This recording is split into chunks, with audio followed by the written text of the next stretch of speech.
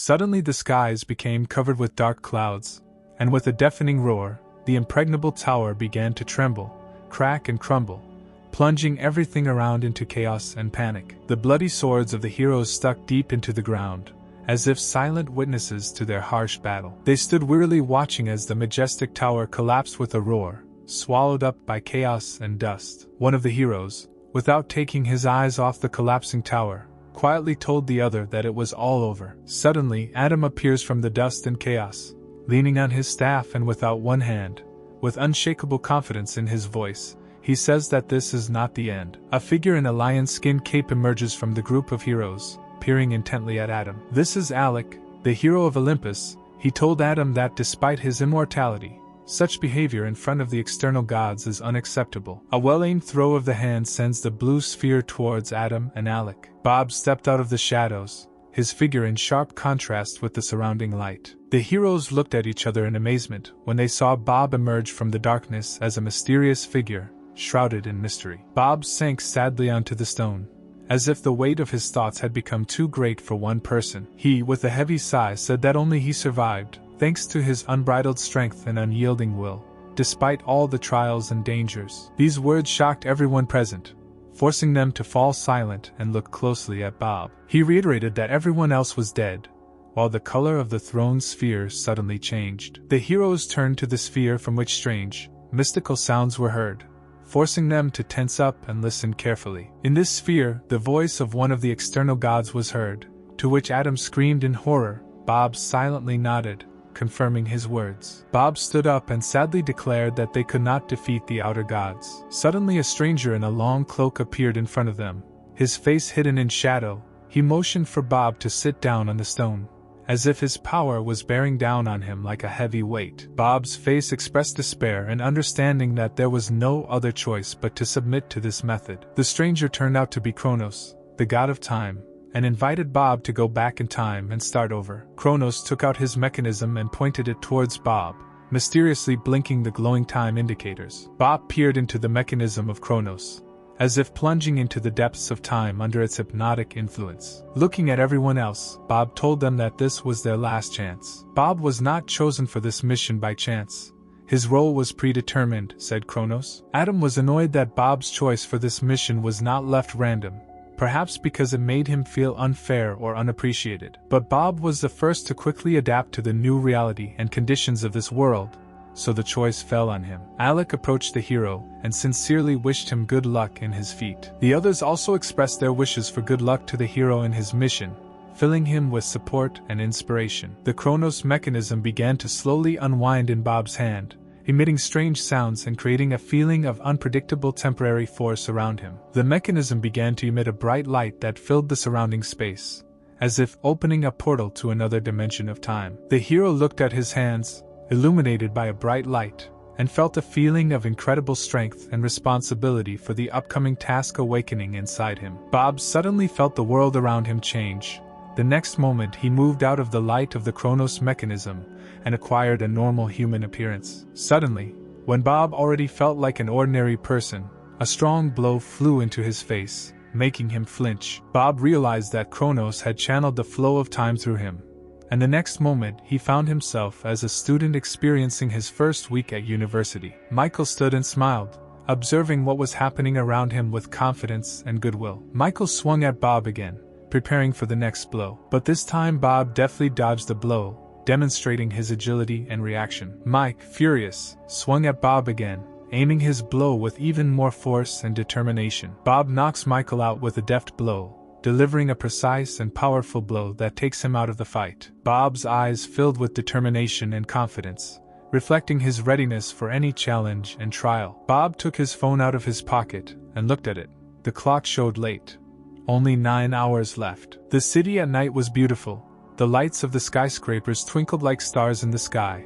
The streets were lively and filled with a mysterious charm that can only be felt in the deep silence of the night. People were sitting in the restaurant, deep in their conversations and smiles, enjoying the atmosphere and delicious food, surrounded by pleasant music and warm lighting. Michael was unhappy that there were so many people in the restaurant, which prevented him from enjoying the atmosphere and communication. But among the many people, he finally saw his friends, and this immediately made his mood better. He walked over to the table where his friends were sitting and grabbed a glass of drink, joining the group with a smile on his face. Michael took a sip of the drink, feeling its warmth and aroma.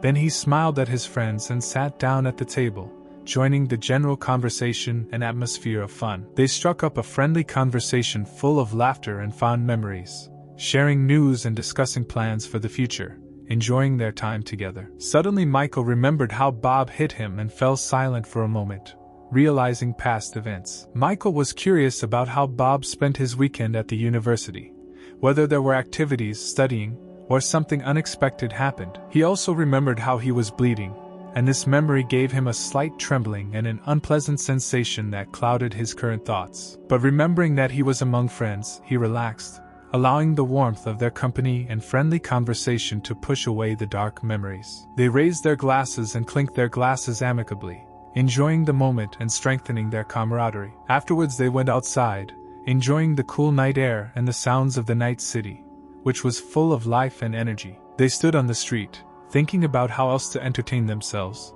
their thoughts hovering around various ideas, from going to a nightclub to a night walk in the park. Suddenly they noticed Bob, who was rolling a suitcase on wheels along the sidewalk. Michael was very surprised by Bob's appearance, and frowned a little irritably, not expecting to see him here with a suitcase. They decided to catch up with Bob and greet him. Walking quickly along the sidewalk, they caught up with him, and Michael, hiding his irritation, was the first to call out to him. Bob stopped and turned around, seeing familiar faces. His expression did not change. The hero said with a mysterious smile, "Enjoy it while you can. There is very little time left. The apocalypse will begin soon." Bob took off his watch, threw it next to the suitcase, which he placed on the ground, and began to open it. Mike was shocked when he saw what was in the suitcase. The suitcase contained many knives and axes of different shapes and sizes. Their blades glinted in the light. Bob took one of the knives in his hand, feeling its weight and sharpness. He took an axe in his other hand, and those around him watched this action in horror. Having hung the axe on his belt and thrown the backpack, which was also in the suitcase, over his shoulder, Bob stood up, holding the knife in his hand. Bob's gaze was indifferent, as if he was already accustomed to the unusual surroundings and was ready for any test, since he understood what would begin in the near future. The clock showed just before 12 o'clock, and everything was just beginning. People around began to grab their heads, feeling the approach of something terrible or unexpected. All over the city, luminous points began to blink and appear, like stars on the celestial sphere. Everyone around was holding their heads in pain, but Bob was unaffected. Michael, terrified and in pain, could not understand what was happening around him. Zombies began to appear on the streets of the city, and those around them were shocked by this unexpected and terrible event. Screams of horror were heard from different sides,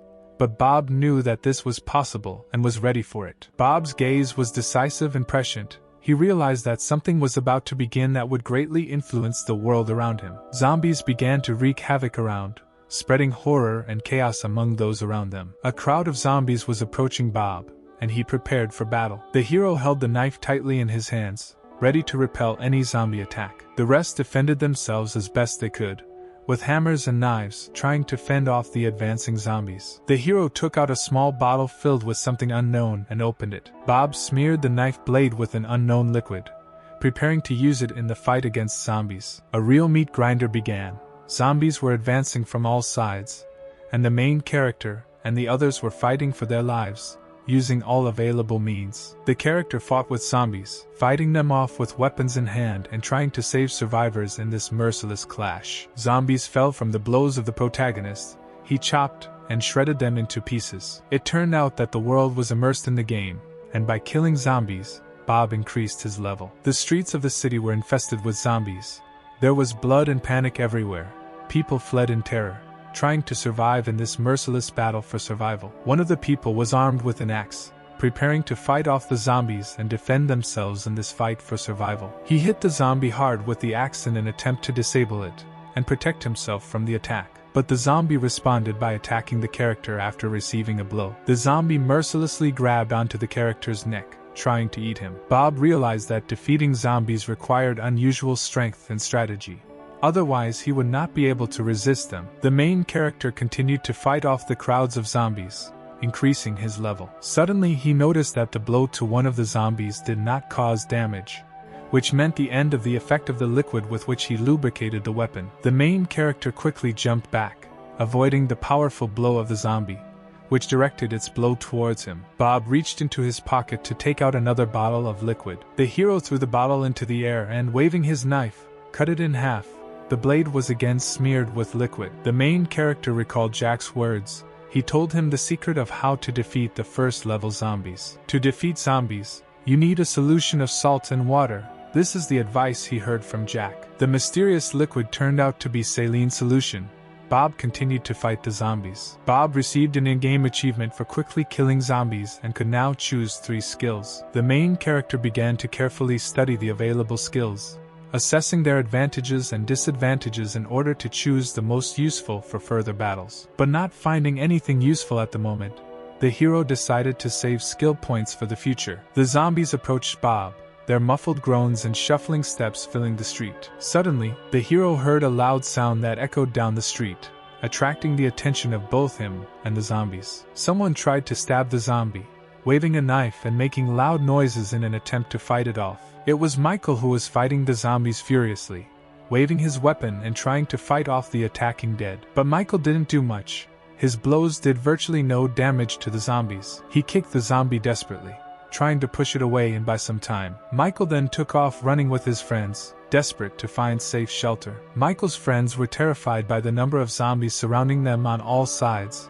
and panic gripped them. The zombies were gaining on them, their muffled groans and inexorable advance drawing ever closer. Michael swung his knife, unleashing a decisive blow, hoping to stop at least some of the zombies. But at the most critical moment, Michael's weapon broke. The blade of the knife crumbled in his hands, and the character, desperately looking at the useless fragment, thought that the end had come for him. The zombie approached Michael and extended its decayed hand towards him, slowly and ominously reaching towards his face. When suddenly the zombie was struck by something, he suddenly stopped, and with a dull groan began to fall to the ground. All the zombies fell to the ground due to the strange dust flying in the air. White dust rained down from above, slowly settling to the ground as zombies, deprived of their strength, lay on the asphalt. Michael carefully tasted the white dust, feeling its strange, slightly salty texture, and guessed that it was salt. It turned out that it was Bob who scattered salt through the air, creating an effect that paralyzed the zombies and stopped their advance. Bob stopped to estimate how many zombies had died from the spilled salt. It turned out that the salt destroyed all the zombies.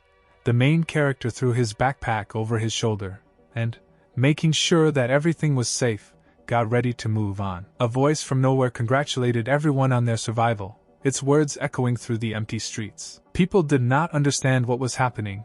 Their faces expressed complete confusion and confusion. The voice continued to talk, explaining the basic mechanics of the game, controlling and using items. The voice also explained how to trade in this game world, how to find merchants, how to exchange resources and items. Bob, having confirmed the words of the voice, got ready to leave, confidently heading deeper into the city. Suddenly a second wave began in the city, and the roar of footsteps and inhuman groans echoed through the streets again, returning chaos and danger. The ground underfoot began to vibrate, foreshadowing the approach of a new threat. Michael put his hand to his head, feeling the tension and confusion take over him. The character did not understand where Bob had gone.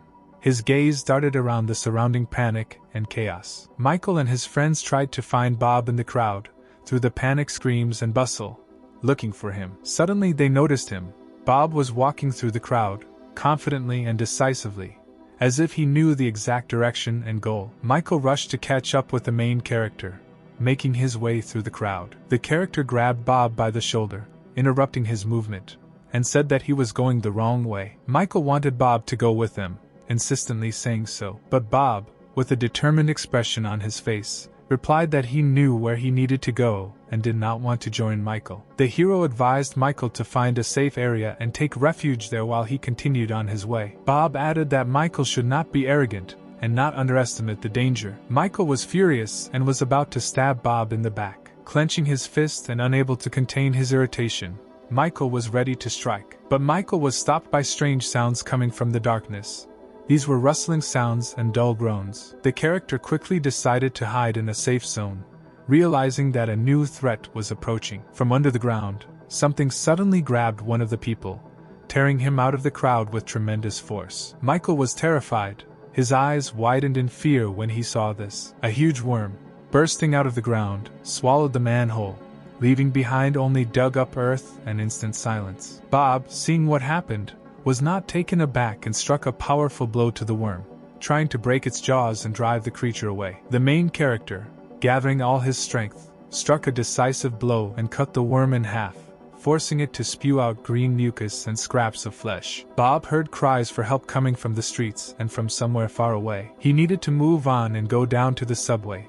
Despite the painful screams and urgent desire to help, he could barely restrain himself and for a moment was ready to go to the rescue, but changed his mind. The hero found himself below, where it was dark all around and oppressive darkness enveloped the entire space. Worms began to emerge from the darkness, their writhing bodies crawling in every direction, and Bob, armed with a knife and an axe, entered the battle. Bob dealt with the worms, methodically and decisively cutting them down until their torn bodies littered the ground around him. The hero's level increased, and Bob, despite fatigue and tension, remained calm. Bob continued his descent into the depths of the subway, making his way through the darkness and debris. The hero came to a certain place and prepared himself, carefully examining the surrounding area. The subway was infested with worms. Their writhing bodies filled the tunnels, creating an eerie picture of decay and chaos. The walls were covered in slime, and an unpleasant smell and rustling sounds filled the air. The worms sensed Bob, their receptors sensed his presence. They began to move and wriggle, rushing towards him. Bob prepared for the upcoming battle. He stood in a fighting stance, holding his weapon tightly. The main character took out a second knife, carefully took it out of its sheath and confidently squeezed the blade in each hand. The worm opened its huge mouth, its teeth, like sharp fangs, glistening in the dim light. Bob began the attack. Rushing forward with lightning speed, he delivered sharp and precise blows with his knives at the writhing worms, aiming for vulnerable spots. There was a splash of slime as Bob's knives pierced the worm's flesh, tearing it and causing the green mass to fly out. Suddenly, a bead sparkling with a bright light flew out of one of the worms. It hovered in the air, emitting powerful energy waves. Bob was surprised to discover that these beads could be collected right here. The hero quickly picked up the bead, its soft glow illuminating his hand. Bob decided that all the worms needed to be destroyed in order to collect more beads. Meanwhile, chaos was happening in the streets. The worms continued to attack. People screamed and panicked. Cars were overturned, and those who were in the safe zone began to study the mechanics of the game. They carefully looked through the instructions. The safe zone began to gradually shrink. Its boundaries gradually narrowed. People began to be randomly expelled from the safe zone. Many people found themselves outside the safe zone, and they soon found themselves engulfed in chaos. They were immediately attacked by worms. These terrible creatures, sensing new prey, quickly wriggled and attacked. The worms ate more and more people, devouring their bodies with terrible greed, their huge mouths filled with sharp teeth, capturing and tearing people apart. People began to panic when, faced with the incessant attacks of the worms, they began to fight among themselves. They tried to run, desperately looking for some kind of shelter or safe place. Michael, overcome with despair, shouted for everyone to shut up. People turned in his direction, interrupting their screams and fights, their faces distorted with fear and fatigue. Michael said with rage in his voice that now they had to choose who would die in his place, so that he could get out of here and survive. His words hung in the air like a threat. Michael grabbed one poor guy by the chest. His eyes were burning with crazy fire. With the words, "I will kill this old man," he held it as if it was the only barrier between him and survival. Meanwhile, Bob continued to fight the worms. There was not a second of peace in his actions. Bob attacked and defended at the same time, his movements flawlessly perfected. The worms kept climbing and climbing. Their numbers seemed endless. They stretched out from all the cracks and cracks. Their writhing bodies filled the space. Finally, Bob killed all the worms, his weapon still glinting in the dim light, covered in blood and mucus. The hero, wiping sweat and blood from his face, bent over the bodies of the fallen worms and began to collect the scattered beads into a bag. There was a terrible stench emanating from the decaying bodies of worms. Finally, Bob decided to distribute the experience points that he had accumulated during the battle. Bob spent all his experience points on increasing his mana. The hero continued his journey deeper, confident in his new powers. Suddenly Bob turned around, feeling that someone was watching him. Someone was watching him from a hole in the ceiling. A shadow flickered in the dark opening, revealing a hidden observer. Bob asked into the darkness who you are. His voice was full of wariness, and his gaze was directed straight into the hole. Suddenly, Ava appeared from the hole, looking like a small doll. Ava, the skill merchant, noted with a slight laugh that Bob was the first customer, and her eyes sparkled with interest. Bob decided to see what Ava had to offer. The hero began to study with interest her range of skills, which she was ready to sell. The range was huge, and Bob took time to carefully study all the skills on offer. But Bob couldn't find what he really needed and was afraid of attracting attention. But still, the main character decided to buy the skill of monkey eyes and the skill of enveloping a sword in mana. Ava thanked her for the purchase and decided to leave. Bob prepared to move on, leaving behind a mountain of dead worms, their severed bodies lying randomly on the floor of the tunnel. Suddenly the hero became thoughtful, his gaze became clouded, and he froze for a moment. He remembered the words of Kronos, who told him about the importance of time, and that every decision made could change the future. Having considered Kronos' words, Bob took a deep breath, collected his thoughts and resolutely moved further along the tunnel. More worms awaited Bob ahead, their ominous silhouettes flickering in the dim light. The worms were eating the people caught above, their jaws crunching as they tore through the flesh, creating terrifying sounds. The creatures sensed Bob, their heads turned in his direction, emitting a threatening hiss. Bob readied himself to attack, his hands holding his weapon tightly and his eyes focused. The main character decided to use a new skill by activating monkey eyes and a sword with mana. Suddenly, the main boss, a massive creature with a terrifying appearance, appeared from the pile of worms. The hero deftly repelled the attacks of the worms. His movements were fast and accurate. The boss let out a deafening scream that shook the air and caused Bob's body to tremble. The large worm headed towards Bob, opening its huge mouth, ready to swallow him whole. The main character deftly jumped into the air, avoiding the grip of the giant worm's mouth, and flying over his head. Bob was about to attack the worm, his weapon ready to deliver the final blow to the giant enemy's weak spot. The hero was already anticipating victory.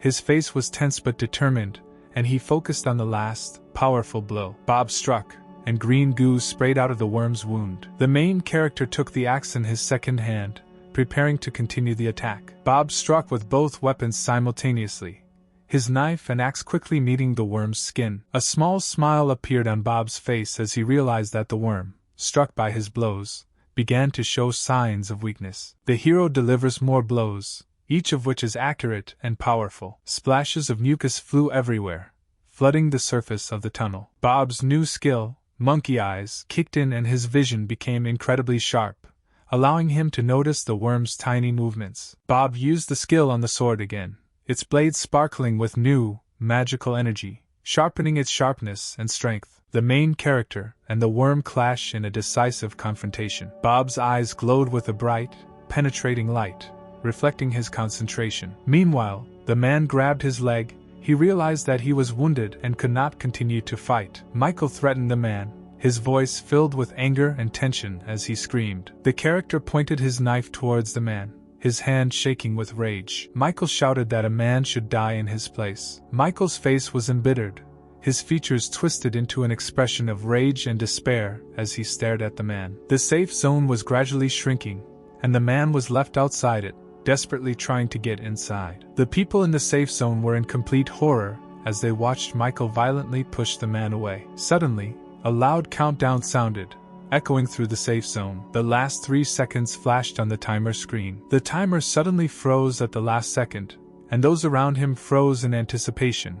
Michael was full of surprise and bewilderment. In the subway, Bob, exhausted after fighting the main worm, sat on the carcass of a huge monster. Ava, watching Bob, circled around him enthusiastically, her eyes widened in surprise. The character offered Bob a special reward for destroying the great worm early. Ava gave Bob the choice of one of 3 rewards, each of which concealed unique abilities and powers. Bob was a little confused by the selection of rewards offered, not knowing which one to choose. The main character thought that a connection with Olympus would not be useful to him at the moment, and decided to postpone this choice. But Ava began to describe in detail all the charms and advantages of choosing a connection with Olympus, trying to convince Bob of its benefits. But Bob resolutely refused, preferring to focus on his current goals and chose simple rewards. Ava tried to convince Bob again, describing how his connection to Olympus could be his key to strength. But Bob didn't want to listen to her and resolutely jumped off the worm's corpse. The hero decided that it was time to call the distributor to a meeting. A huge, powerful man with a massive build and a stern look appeared in front of the hero.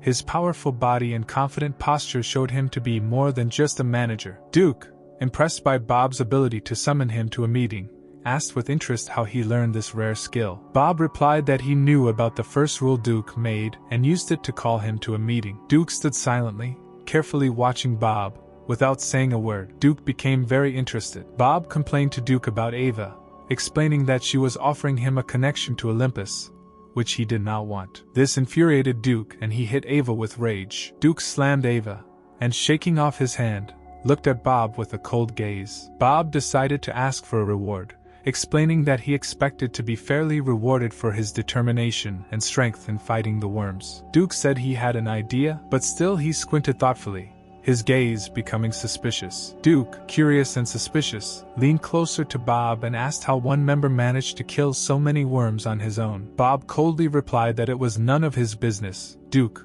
without looking away, extended his hand to Bob, expecting him to accept his offer. The main character looked carefully at Duke's outstretched hand. Bob extended his hand and accepted Duke's award, feeling his heart beat faster in anticipation. Magic light enveloped him, raising the hero's mana level. Duke nodded to Bob, confirming that the reward had been presented, and with a faint grin, he turned around, the magical light surrounding him, and he disappeared. Bob was left alone among the dead worms, their decomposed bodies a reminder of the battle that had recently taken place. The main character was surprised by the reward. He did not expect to receive such a boost so early. Bob was able to create a sparkling sphere in his hand that emitted a powerful energy flow. The hero tried to use the sphere, but it turned out to be unstable and emitting a bright burst of energy, shattered into pieces, leaving him surrounded by debris and sparks. However, Bob was happy, realizing that this was just the beginning. A new wave of worms began to approach Bob, their ominous bodies covered in mucus and moving with an eerie hiss. Bob entered the fray again, his determined gaze sweeping over the crawling worms. Meanwhile, a lively argument broke out in the safe zone, and people in this confined space began to quarrel. People in the safe zone continued to panic and feel fear. Their tension and anxiety only increased. Michael again grabbed the other unfortunate man by the chest. The face was distorted with rage and despair. The character, squeezing the poor fellow by the chest, looked at him with an icy expression on his face, full of despair and cruelty. From afar, Bob's figure appeared,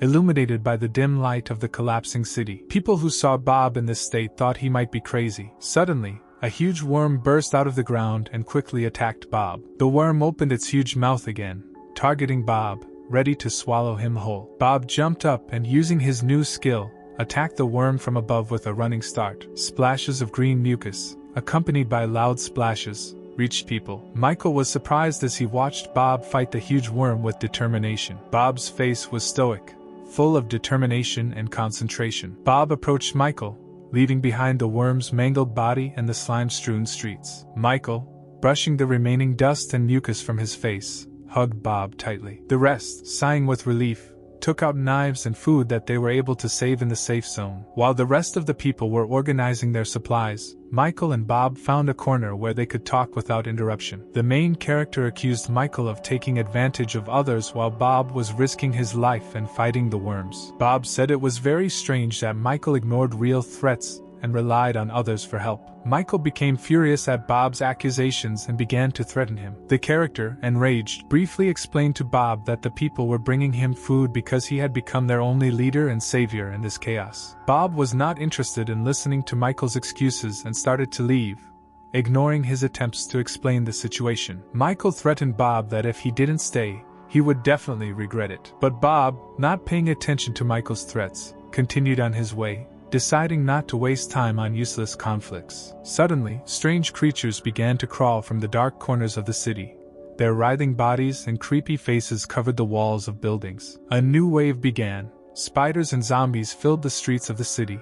Their clusters covered the ground. The streets were infested with zombies and spiders that crawled from every nook and cranny, filling the city in endless streams, searching for any living creatures. The people, having gathered their last strength, armed themselves with everything they could find: knives and axes. Michael noticed a narrow passage between the ruins, which could be his only chance of salvation. Bob suddenly began shaking beads out of his bag, causing bewilderment and wariness among everyone around him. The creatures were crawling out of the subway and rapidly approaching. The zombies made terrible moans, their voices echoed through the streets. Concentrating, Bob used his new skill, creating a sparkling sphere in his hand. The entire subway lit up with a bright blue light that emanated from the sphere in Bob's hand, scaring the creatures and zombies. The hero prepared to strike, concentrating all his power into a sparkling blue sphere. The hero struck with the sphere, and a powerful wave of energy blew the creatures and zombies to pieces, filling the subway with thick clouds of blue light. Bob was surprised by the power of the skill when the blue sphere tore apart a whole wave of creatures and zombies in front of him. After sitting down for a moment, the main character decided to rest. After a while, he began to collect the beads that fell from the destroyed monsters, carefully collecting each one. The surviving rats trembled in fear, hiding and watching. Around the hero lay pieces of monsters, torn and covered with mucus. Bob pulled out his knife, preparing for the next confrontation, waiting tensely. Meanwhile, a group of 3 people carefully moved along the subway. Ethan and John were deciding where to go next, discussing possible routes. Suddenly Claire noticed something. It made her wary and take a closer look. She drew the attention of the others. Claire pointed to the convenience store at the end of the tunnel, and said that there might be shelter or food there. John was delighted and hurried to the store, believing that it could be a safe place where they could find supplies and take a break from danger. Suddenly a huge spider loomed over John, and he froze, preparing to attack. The spider bit Jack on the head with a terrible sound, and bloody splashes scattered in different directions. Ethan and Claire watched in horror as a huge spider tore off John's head. His body no longer moved, and blood continued to ooze from the wound. The spider was eating his head and creatures crawled out from different sides. The heroes, with shaking hands, took out their weapons, their faces pale with fear. A huge rat, as if from the depths of a nightmare, emerged from the darkness and was rapidly approaching Claire. Claire quickly came to her senses and, grabbing the weapon, struck a decisive blow. One of the rats, large and vicious, grabbed Claire's hand with its sharp teeth. At this time, Ethan was completely focused on fighting the zombies that began to surround him and Claire. The zombie suddenly grabbed onto Ethan's hand, its sharp claws and teeth digging into the skin. Claire had difficulty fighting off the rats, who were not far behind her, trying to devour her.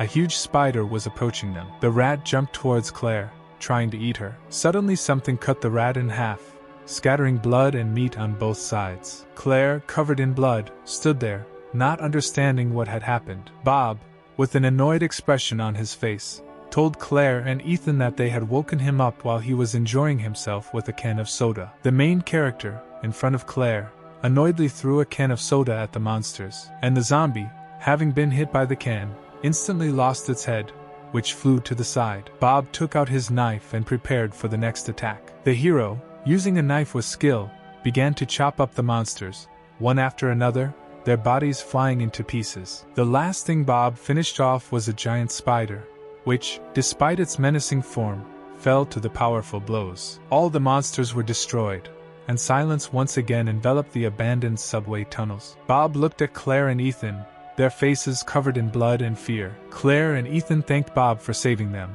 wiping the blood from their faces and trying to catch their breath. Ethan, seriously wounded, fell to his knee, holding back a groan of pain. The main character threw the ointment to them and told Ethan to treat the wound. Claire caught the ointment and thanked Bob again. Bob added that the ointment had to be applied as quickly as possible, otherwise Ethan would not be able to use his arm. The hero thought to himself that he only slept for 6 hours, but he wants more. He had been fighting for a long time and felt very tired. Therefore, I decided to rest and did not think that anyone would disturb him. Claire asked if Bob hunted here all the time and if they could join him. The main character looked at Claire and Ethan, who were sitting on the floor, trying to cope with shock and injuries. Bob invited Claire and Ethan to go hunting with him. After some time, they arrived at a place that was more like a cave, where stone walls were hidden in the depths. Bob told them to get ready because there was a monster ahead of them. There was a deafening roar that made the cave walls shake and echoed off the stone walls. Ethan and Claire were frightened,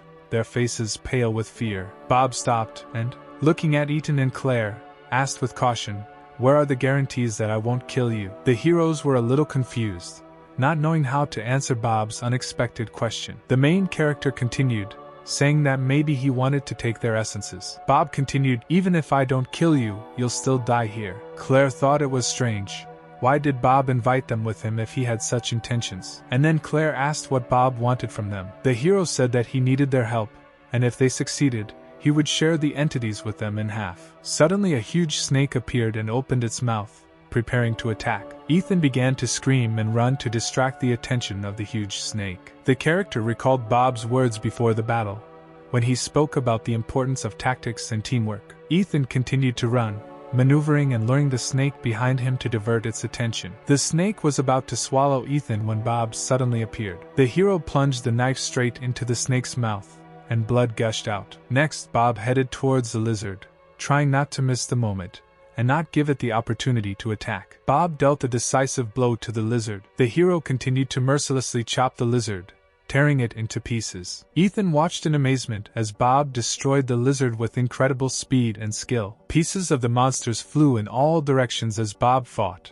and soon the entire floor was littered with scraps of meat and blood. Beads began to emerge from the torn bodies and fell to the ground. Ethan, still impressed by Bob's skill, quickly began collecting beads so as not to miss a single one. The main character, after making sure that the monsters were destroyed, approached Ethan and began collecting the beads with him. Bob, covered in blood and with a burnout look and a tired look. Ethan looked at Bob, once again convinced that his strength and skill were amazing. The main character asked how many entities fell out. Ethan answered Bob that 6 essences fell out. Then Bob allowed Ethan to leave one. Ethan asked Bob what level he was. Bob replied that his level was no longer increasing, and Ethan was amazed by this. The main character advised Ethan not to ask about levels and skills, as this is personal information. Ethan remembered that Bob asked him about endurance, to which Bob replied that it was different. Bob also gave advice that you need to not only collect essences, but also level up to become stronger. Suddenly Claire appeared, and a pack of monsters was chasing her. Ethan tensed a little, but Bob was pleased, preparing for a new battle. At the same time, Bob walked towards Claire, preparing to help her. Ethan also joined the battle and began fighting with a hammer, hoping to increase his level. During the battle, Claire and Ethan's levels increased. Bob asked if they were done fighting. The main character reached for the entity that was lying on the ground. Taking the essence, Bob gave it to Claire, saying that this was her reward for her help. Bob also thanked them for their help, noting that now the hunt will be twice as productive thanks to their efforts. The hero headed towards the exit, saying that they needed to rise to the surface. Ethan and Claire were glad that they could go to the surface and find out what was happening there. The portal on the city street turned scarlet, which meant its imminent opening. 2 people standing in the shadows exchanged quick phrases, their eyes sparkling with cunning and confusion. Their interest in Michael was clearly wary and calculating. With a decisive step, Michael, noticing their attention, headed towards them. Both looked at Michael curiously. Their faces remained wary. They were clearly preparing for a conversation. Michael's voice was indifferent. He asked where they were, because he had not seen them for a long time. The hero noticed that the faces of the people in front of him tensed. They were clearly not happy about his appearance. Michael, looking at both of them, said, "With the opening of the gates, blood will spill." "I know how to solve the situation," Michael said confidently, and suggested a survival plan. The price was too high. The character in the gray jacket thought to himself, they wouldn't have that many entities. He clenched his fist in anger, and the absurdity of the demand. Michael offered to give him 400, and then he would think about solving the problem. Then he thought to himself that if these 2 refused, a massacre would begin. Everyone around froze, feeling the growing tension. Everyone was waiting for an answer, as if this moment could decide the fate of everyone present. Suddenly Claire and Ethan stood out from the crowd. The character in the gray jacket was surprised to see Bob walking behind Claire and Ethan. Bob was carrying a box in his hands, attracting everyone's attention. Michael asked where he was. Bob replied that he was doing business, and put the box on the ground. Bob's gaze was firm and serious as he looked around at everyone gathered. Bob opened a box full of glowing entities and showed them to everyone present. People gasped when they saw how many entities were in the box. Michael, stunned, asked exactly how many entities there were, to which Bob calmly replied, "More than 1,000. "How did this son of a bitch collect so much?" Michael thought to himself. Michael figured out how many people were behind him, and that together they could take everything from Bob. Bob began to say, "Don't think that you will be able to take these entities from me. Any attempt will cost you your life. Michael thought about it, taking a closer look at what Bob showed. You need these essences, and I have them in abundance, Bob continued. People began to scream and ask for the essences to be given to them, their voices overlapping each other in a chaotic chorus of outrage. He drew a circle around himself, confidently sitting inside it, and announced, I have an offer for you. I am ready to exchange each essence for 100 skill points. This is my price. Everyone started counting their points to find out how profitable it would be for them to exchange essences for skill points. Michael took out a knife and pointed it towards Bob. He held it confidently in his hand. His voice became cold and hard when he asked what if there was nothing to pay, to which the main character replied that he did not force them to buy them. Listen here, you son of a bitch. If you think you can manipulate us that easily, then I'm here to remind you who really has the power here, Michael said. Ethan and Claire immediately reacted to Michael's threat. They reminded him who killed their friend and why they ran away from Michael in the subway. Both heroes stood next to Bob, demonstrating their willingness to protect him at all costs, despite the danger. Michael, holding back his rage, laughed and said that there are only 3 of you. What can you do against all this crowd and my people? The character, feeling the growing tension and seeing that his authority was beginning to waver, shouted, kill them all. No compromises. A couple of people who were trying to surround Bob were rapidly approaching. The hero pulled out a knife. His movements were lightning fast. He cut off the heads of 2 attackers with one precise blow. Michael, seeing how Bob dealt with 2 attackers with ease and determination, was horrified. The others, seeing this, did not dare to approach him. With confused faces and whispers, they began to retreat. Michael remembered Bob's words when he offered to exchange essences for skill points. Bob reiterated that purchasing the entities was their choice, but if anyone crossed the line with another target, he would not hesitate to kill them. Bob's gaze was hard and there was unshakable determination in his eyes. Michael again ordered Bob to be killed, and the crowd moved towards Bob again. The main character was left with no other choice. He had to fight. He decisively swung his knife, cut off heads and repelled attacks. A mountain of bodies formed around Bob, splashes of blood flying wildly. Full of rage, Michael, deciding that he himself would become an example for others, grabbed a knife. Eager to end this battle once and for all, Michael charged at Bob, fury in his eyes. Bob prepared to attack, his hands ready for a decisive counterattack. Bob's eyes sparkled with determination as he watched Michael rush towards him. Michael thought for a moment, realizing that his determination could cost him his life. But it was too late. The main character cut off his head with one decisive blow. Dead bodies lay all around Bob, and blood formed puddles on the ground. Bob took the box of entities that was lying on the ground. The character in the gray jacket stood in shock. He thought to himself how Bob was able to defeat so many people. He shouted that he was ready to buy the essences. The character decided to sell his sword for skill points, and then use those points to buy essence. He thought again and headed towards Bob. Bob was about to enter the portal, but he put the box on the ground. The main character turned to the approaching man, ready to listen to his proposal. The man in the jacket, with an urgent expression on his face, extended his hand to Bob to begin bargaining. He asked Bob for 7 entities. Bob, shaking hands with the man in the jacket, agreed to a deal, exchanging 7 entities. The crowd watched the deal carefully, wondering how many skill points everyone had and whether they would have enough for essence. The man in the jacket quickly entered the portal, leaving the others to collect their skill points. Some of the crowd moved toward Bob, extending their arms and loudly shouting their suggestions. The rest began to call on the 6s to hastily sell their weapons. There was a buzz around, people crowded around, noisily discussing deals and trying to be the first to receive a valuable reward. Bob continued to sell essences, slickly making deals and quickly exchanging essences for skill points. Some tried to offer Bob unprofitable deals, but he agreed because he understood that the skill points would be useful to him in the future. The main character thought about it, and realized that everything was going well for him anyway. After counting his skill points, Bob realized he had enough. Where should Bob go next? Claire asked him. The main character looked at Claire and Ethan, wondering why they had not left this place yet, given that the box was already empty and he was about to enter the portal. Claire and Ethan told Bob that they planned to go with him. The main character replied that he was not going to go into the portal.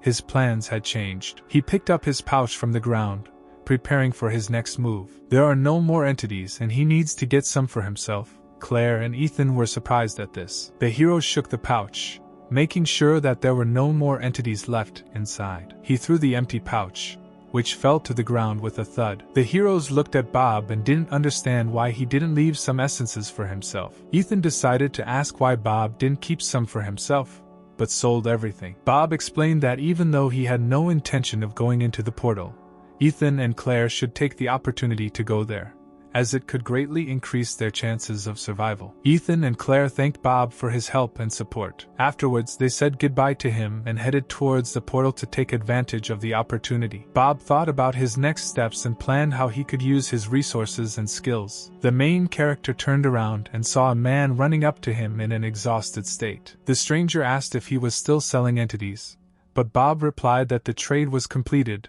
The stranger screamed. The stranger fell to his knee, his eyes full of despair. There was a loud roar. The remaining people grabbed their heads. The hero hurried along the alley, trying to stay away from the crowded square and its remaining people. Bob decided to summon the six and purchase items that might be needed for the upcoming trials. The main character was surprised when the manager himself came to his call. The hero asked why he came himself. Because he needed a simple store. The manager explained that there were now problems with the sixes and decided to personally come to Bob. The work of the sixes was also suspended due to Bob's actions, the manager added. When everyone in this place began to call the sixes and sell them their weapons, the situation became very tense.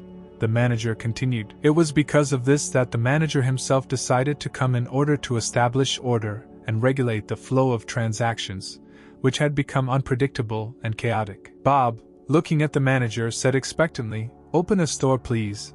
I want to purchase several items and upgrades." The main character looked insistently. He did not want to continue the dialogue so as not to attract attention. The manager raised his hand and it glowed with bright light. The character prepared to open the store. His hand began to slowly lower. "Well, choose," he said, stepping aside. Bob carefully looked through the objects with his eyes, trying to find something that would help him. The main character chose a new sword.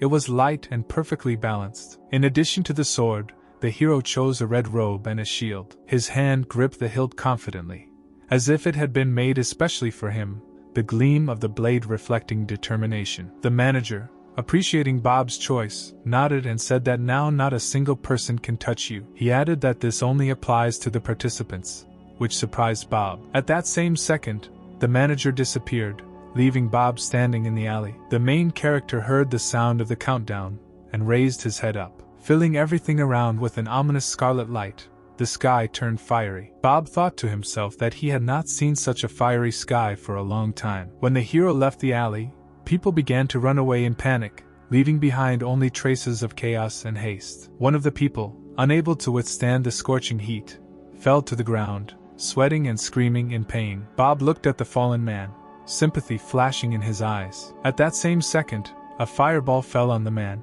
burning him instantly and leaving only ashes on the ground. The main character dodged so that the fireball did not hit him and cast his gaze onto the street. The street was on fire.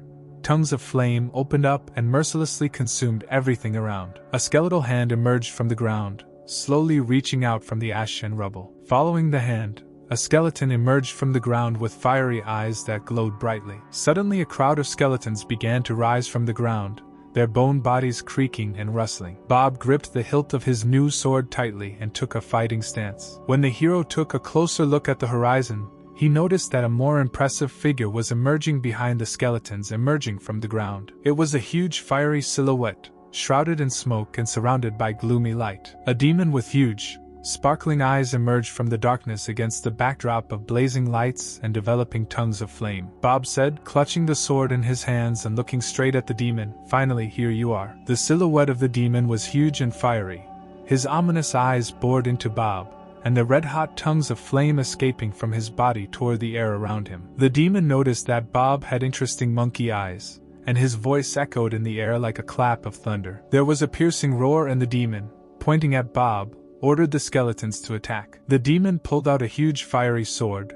It emitted bright flames and an ominous light. The skeletons, animated by the demon, walked towards Bob, their bone bodies creaking and crunching with every step. Feeling the flow of magic and energy concentrated in his body, Bob, brandishing a new sword, quickly began to fight the advancing skeletons. Skeletons fell like sand from Bob's blows. His sword, sparkling with blue light, rushing through the ranks of opponents. The demon powerfully slammed his fiery sword into the ground, creating a shock wave that broke through the ranks of skeletons and spread through the streets. The demon's fiery eyes sparkled with displeasure. He was surprised that Bob did not suffer damage from the destructive attack. The cloud of smoke slowly dissipated. The main character stood unharmed.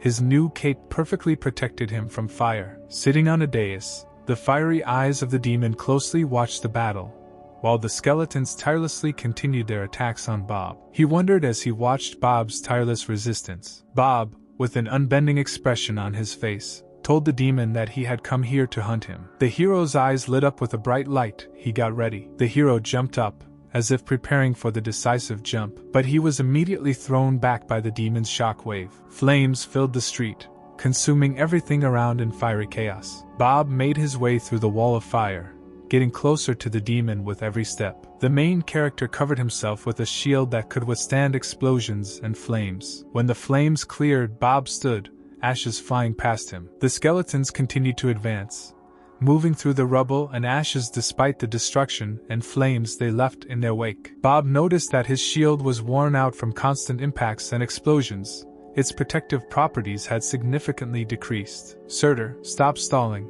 Let's fight already," he shouted to the demon. The demon began to descend from above. It made a fluttering sound. Bob, looking at the demon, exclaimed, "You are committing outrage, sending your servants to attack peaceful people and destroying this city." Surtur, waving his fiery sword, pointed it at Bob and said, "You are a daring mortal." The main character, scratching his ear and not showing fear, replied, "You may be powerful, but I will still kill you." The demon flew into a rage, his fiery eyes flashing brighter. Surtur swung his sword, tearing the air and causing a powerful shock wave that could destroy everything in its path. Bob covered himself with a shield to protect himself from a powerful demonic blow. The sword touched the shield, and there was a deafening sound, like a thunderclap, which filled the air with vibrations. The hero's shield shattered into pieces under the powerful blow, sparks and debris scattered in different directions. Bob quickly dodged the next blow by sliding to the side. The demon's sword struck the ground with an angry roar. The demon, seeing how Bob dodged the blow, anticipated his victory, his eyes blazing with rage and confidence in victory. Surtur, seeing how Bob dodged the blow, began to suspect that he deliberately exposed himself to the attack. The hero knelt in front of the demon. His breathing was heavy, and his face was covered with dust and blood. Surtur looked at him with contempt and curiosity. "You're doing too much damage and it has to end," Bob said. Surtur continued to look at Bob in the silence broken only by the crackling of the fire. Bob stood surrounded by a wall of flames as the demon continued to watch him. Suddenly the hero, clenching his teeth, quickly grabbed the sword. He raised it, and the bright light from the blade tore apart the darkness around him. "You think you can defeat me with this sword?" Surtur said mockingly. Bob suddenly saw through the ice crystal that he purchased from the manager. The demon looked at the ice crystal in bewilderment, realizing that its fiery power no longer mattered. The demon instantly struck, but Bob managed to activate another ice crystal. Now Bob did not take damage from the high temperature, and when their swords touched, sparks flew in different directions. The demon was surprised to see how his powerful blow was unable to penetrate Bob's defense. Bob deflected the demon's sword, and he used this moment to strike back. The hero jumped, trying to deliver the decisive blow. The demon, sensing a threat, sharply pointed his fiery sword and flames soared around their fight. However, Bob managed to break through his defenses and left a deep wound on his fiery body. This only angered the demon, and Bob, trying not to retreat, watched his movements with tension. Surtur, with furious rage in his eyes, activated his fiery eyes skill. Bob decided to dodge the stream of fire, trying to use his agility and speed. A furious stream of flame erupted, seeking to incinerate Bob. Using all his strength and technique, Bob fought off the demon's fiery stream with his sword. The hero used another ice crystal and decided to finish quickly, because his body could not withstand a low temperature for a long time. The demon swung his sword again, his fiery energy sparkling around the blade. Dodging the blow, Bob slid to the side and, using the moment, quickly headed towards the demon. Moving with incredible speed, he struck the demon's leg with a decisive blow, and his powerful blow made a dull sound. Surtur's eyes filled with rage and pain. The demon felt his strength begin to fade. From a strong blow, the demon fell to his knee with a deafening sound, as if thunder roared in the night. Bob wasted no time in taking advantage of the opportunity. He quickly jumped and found himself behind the demon, preparing for the decisive blow. Landing on the demon's back, Bob felt his body being exposed to intense heat emanating from the fiery entity beneath him. The demon boiled with rage and shouted that Bob was an impudent person who dared to attack him in this way. Such intense heat emanated from the demon that the air around it seemed to melt. Bob's body was under great strain from the unbearable heat that emanated from the demon, forcing every muscle and every cell to fight the fire. Bob swung his sword around, preparing to strike the finishing blow. The protagonist activated the mana sword, and the blade of his weapon glowed with a bright magical light, enhanced by energy. Sticking the sword into Surtur's body, the blade pierced the flesh, the demon howled in pain, and the heat around him became even more intense. After the blow, Bob's sword was barely on the verge of breaking, its blade covered in cracks and emitting a dim light. Surtur fell to the ground with a dull thud, the fiery light emanating from him fading. Bob shouted in victory, his voice echoing through the deserted street filled with signs of battle. Immediately the hero remembered his comrades. Joy pierced his heart. Bob had a tired but satisfied smile on his face. He slowly got to his feet and passed out. After a while, he woke up, remembering the recent battle. Next to him, on the battlefield covered with debris and ash, lay the body of a defeated demon. Burns were noticeable on the hero's hands.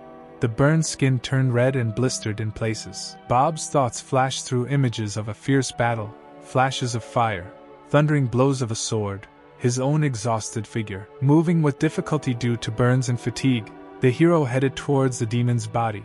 His movements were slow. Bob began poking around the demon's corpse, trying to find something valuable. Finally, Bob found a crystal, which turned out to be the heart of Surtur. This crystal emitted a mysterious light. The main character wanted to immediately swallow the crystal to immediately gain its power, but realized that he did not have enough stamina points. Majestically and imperiously, as before, the manager suddenly appeared in front of the hero. Before Bob had time to put the crystal in his inventory, he continued to stand motionless in front of him as Bob jumped off the demon's body. You bring a lot of problems and upset the balance. Your actions have led to a large number of violations of order, the manager said, holding his head. First, I will send you to the next location. Your presence here has caused many problems and I will need to deal with the consequences, he continued. The manager extended his hand, and Bob, hesitating only for a moment, also extended his. They shook hands, the other steward and I spent a lot of time deciding what reward to give you, the steward added. Bob received a new skill, a significant increase in skill points and increased stats. The hero immediately began learning a new skill that was previously unknown to him. Bob asked the steward for a small pill to restore his stamina after a brutal battle. While the hero was swallowing the pill, the manager was about to leave. He felt his wounds begin to heal, and his pain and fatigue gradually disappeared. The manager said goodbye to Bob, advising him to hurry into the portal. After the manager's words, Bob passed out. His body, exhausted from battles and wounds, could not stand it and fell into sleep. After a while, Bob began to teleport, his body gradually disappearing into the light. While Bob was teleported, he thought about what was happening. His thoughts were focused on recent events. Bob found himself in a new place. He slowly came to his senses and looked around, studying his surroundings. When the teleportation was completed, Bob found himself in a new place, surrounded by people he did not know. These people looked as if they had just arrived here. Their facial expressions were a mixture of curiosity and wariness. They looked at Bob with interest, but there was no sense of hostility between them. This place turned out to be a central area for participants from different locations. The voice was loud and clear. All the participants froze in anticipation. Their attention was focused on the voice. The voice continued, adding instructions that this island was in the process of being sunk and that everyone had a limited time to prove their eligibility to continue participating in the trials. A deafening roar came from the volcano, signaling the start of the test on the sinking island. People began to perk up, actively preparing for tests and research. Bob thought for a second, realizing that he now had a new goal. 3 people stood and discussed something, slowly. Amid an alarming atmosphere, one of them suggested creating a team to survive the current situation together. The character in the white cape refused the offer with a smile, citing his own plans and preferences. He said that he trusts practically no one here and prefers to act alone. Bob noticed him. The character seemed familiar to him. One of the people rushed at the stranger with a white cape, trying to attack him. The stranger's eyes glowed yellow, emitting an aura of power. People around were struck by bright yellow lightning. Sparks flew in different directions. Some bodies flew in the air struck by lightning, generated by the strange forces of the stranger. People fell, losing their balance and flying out in different directions, like dolls on strings. When the stranger removed his hood, a striking appearance was revealed to those gathered. The others were amazed at the strength of the stranger, who, possessing an intimidating appearance and amazing power, showed with just one movement that he was capable of much. Bob assessed the stranger in his head, assessing him as a potential ally or enemy. The protagonist knew that the stranger was born in the tower, and this made him a particularly dangerous and potentially powerful adversary or valuable ally. The stranger looked a lot like one of the famous characters, Bob thought to himself. Bob continued to think, but I need to go somewhere else. I don't have time to deal with him. Suddenly the stranger himself approached Bob. He didn't even understand how the stranger did it, but his dignity was felt even from a distance. The stranger introduced himself as Leo and, looking at Bob with interest, asked who you are. Leo pointed his finger at Bob's clothes and added with slight surprise, where you got such unusual clothes. The main character looked at Leo coldly, not succumbing to his provocations. Bob, with the same expression on his face, replied that he bought it for points. Leo, without taking his eyes off Bob, asked what his level was. Bob, remaining cool, replied that it was impolite to ask such questions. The character thought for a moment, and then said approvingly that Bob was good for learning this important truth, seeing in him the potential and strength needed to successfully complete the upcoming challenges.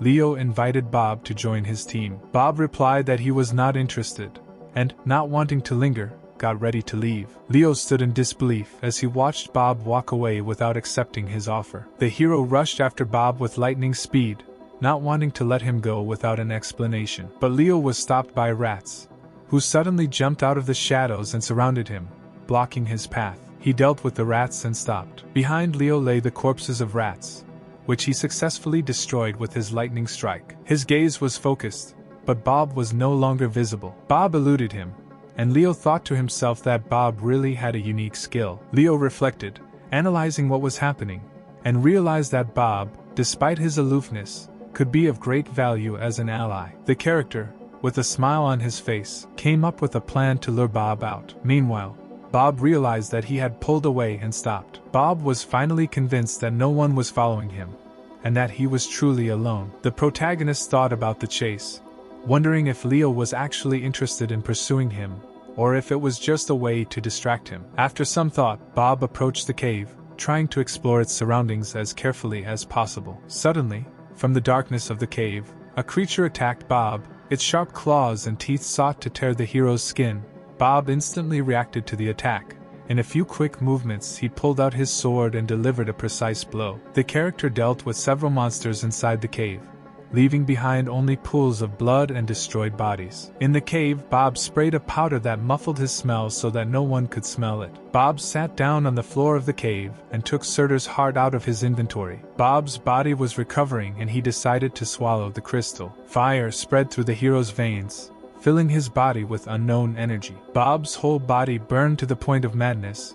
The flames spread through his veins, filling him with burning power and unbearable pain. Bob fell in pain, his body writhing on the ground, overcome by unbearable heat and agony. In agony, Bob saw the silhouette of a figure in a lion's skin cape who emerged from the fire like a spirit. Bob screamed in pain until the fire from the crystal engulfed every cell of his being. As the fire died down, Bob's performance began to improve and the pain gradually subsided, giving him hope for relief. Bob collapsed to the ground again, his last strength exhausted as his body continued to adapt to the new power. The hero lay on the ground, his body was covered with sweat, but with every moment his condition improved. The fiery streaks on his skin gradually subsided. The main character, having acquired a new skill, could not withstand the load and passed out, losing consciousness from fatigue and pain. 6 hours passed and Bob woke up. He slowly opened his eyes, feeling that the pain and burning that tormented him earlier had significantly decreased. A strange thought flashed through Bob's head.